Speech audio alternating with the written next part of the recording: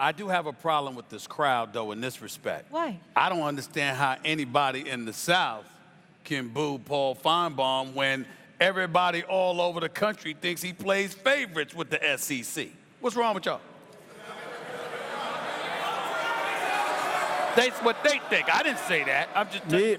I mean, I thought I was an Alabama guy until I started paying attention to you this year. Oh. I mean, have you ever heard a bigger Alabama Alabama homer in the country False. than Stephen A. Smith? Stephen A. has Alabama tonight. I mean, yeah.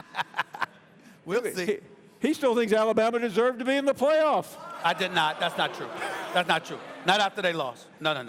All right, let's get into it. I want to start with these quarterbacks, Paul. Both are expected to potentially go #1 overall, Joe Burrow, Trevor Lawrence. Who needs to have the bigger game tonight? I think it's Joe Burrow because he has been flawless all year long, and you just don't want to see something like we saw Saturday night with Lamar Jackson occur. He get under pressure, start pushing. Trevor Lawrence got that out of his system early on. He was struggling this year, as some of you remember, and not to keep on the same theme that I was just on. But what happened in October?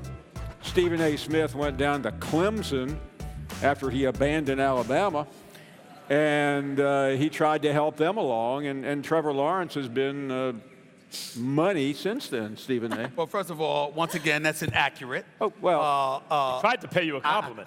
No. He was that was Backhanded. all right. I feel emboldened with the crown right now. Here's the deal, King Finebaum, all right? I owe Clemson an apology. I lost my bet with Dabo Swinney. I picked Clemson to lose to Alabama. They got stomped. Only 28 points. That's Only 28 right. points. So I had to go down there and apologize. 4 touchdowns. I honored my bet. That's all I did. That's all I did. When I think, you say Joe Burrow's got to be big, obviously, but when I think about this game, it's not exactly like LSU has been stout against the run. And it's not like Clemson doesn't have a guy who can run it on you. So the strategy may be, like if you have to pick your poison, is it possible that Coach O looks and goes, I'm going to make Trevor Lawrence beat us? Yeah. I mean, that's what it seems like. You gotta. If you want to stop Etienne, you may have to dare Trevor Lawrence to beat you. Is it possible that if Clemson wins and Etienne is the star, that the idea of a guy with that kind of name winning in New Orleans against LSU, that would be blasphemous? I wouldn't go that far. I wouldn't go that far, especially since Leonard Fournette just came up and called Trevor Lawrence sunshine. I mean, if there was motivation to show up and ball, the same to the reigning defending national champion as the quarterback of the Clemson Tigers, and alumni for LSU Leonard calling Fournette. you sunshine. I mean, as far as I'm concerned, Trevor Lawrence should need no more motivation. He should sit up there and wave his hair and be like, how you feel about that? Did I just see Leonard Fournette? He just left. Yeah. He just hit 33 yards against Alabama. That was a low blow. It's all right, though. We'll see. He is emboldened with that cape on. Let's talk about the coaching matchup, Paul. Who has the edge? I don't think there's a specific edge because I think Ed Orgeron is just having the coaching season of his life. Everything he's touching is going right. But I will give Dabo Swinney credit.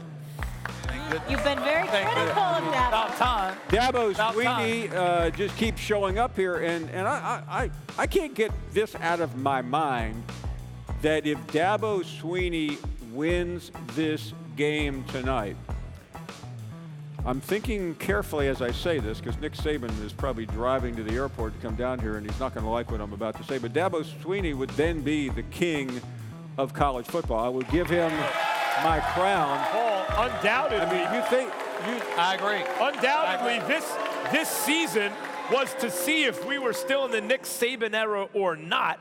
If Dabo doesn't complete the whole deal, there's still a debate. If Dabo completes the deal here, we are unquestionably in the Dabo Swinney era. Well, not just that. I would say this. Listen, over the last 4 years, Alabama and Clemson have split national titles, 2 apiece. Dabo wins tonight. Clemson's the #1 program in America. Yeah. they are. And think about this for a second. This would be Clemson's 3rd in 4 years. As the season ends tonight, Alabama would have 2 out of the last 7 That's not really a comparison, and the idea that Dabo Swinney would surpass Nick Saban, at least for now. Saban's good from a historical standpoint, but he isn't good right now. This season, heading into this season, to me, the college football story was, are we still in the Nick Saban era, or is this the Dabo Swinney era? Maybe we find out tonight, but the thing about the coaching matchup is there's something about Coach O that the team seems to love, the people seem to love. There's a likability factor or this kind of sense that people are pulling for him and rooting for him. Absolutely.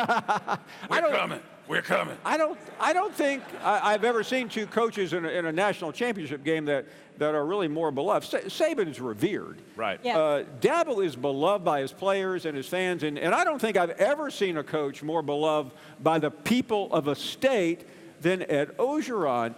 And I say that because when you're in Louisiana, I don't mean this disparagingly, but this isn't even in this is not in the United States of America. Louisiana is its own province. The people here are different. And I think about Les Miles wrecking this program year after year with guys like Odell Beckham and Leonard Fournette, and you sweep him out with the trash, and you get in a guy like Ed Orgeron, and it's changed overnight because people here are relatable. Thanks for watching ESPN on YouTube. For more sports highlights and analysis, be sure to download the ESPN app. And for live streaming sports and premium content, subscribe to ESPN+.